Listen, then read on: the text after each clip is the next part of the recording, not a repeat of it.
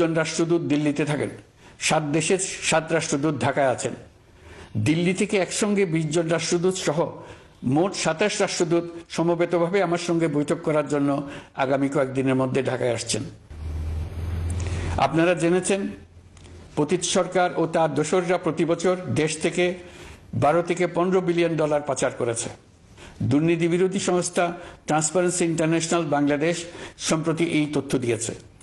পাচার হয়ে যাওয়া এই অর্থ ফিরিয়ে আনার জন্য সম্ভব সকল ধরনের উদ্যোগ আমরা গ্রহণ করেছি।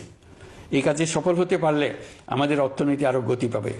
এই কাজে আমরা বিভিন্ন আন্তর্জাতিক সাহায্য সংস্থার সাহায্য দিচ্ছি। আমি ধন্যবাদ জানাতে চাই বিশ্ব নেতৃবৃন্দকেও। বাংলাদেশের এই সংকটময় সময়ে তারা প্রায় সবাই সহযোগিতার হাত বাড়িয়ে দিয়েছেন। আমি যখন সেপ্টেম্বরে জাতিসংঘের সাধারণ পরিষদের অধিবেশনে যোগ দিই, সে সময় মার্কিন যুক্তরাষ্ট্র, European Union, Canada, Italy, Holland, জাতিসংঘের মহাসচিব সহ বিশ্বের অনেক দেশের সরকার প্রধানের সঙ্গে আমার বৈঠক করার সুযোগ হয়। তারা স্বতঃস্ফূর্তভাবে আমাদের প্রতি সর্বাত্মক সহযোগিতা প্রদানের অঙ্গীকার ব্যক্ত করেছেন। নেপাল, মালদ্বীপ, পাকিস্তান সহ প্রতিবেশী বেশ কয়েকটি দেশের সরকার প্রধানের সঙ্গে আমার বৈঠক হয়েছে, যেখানে আমি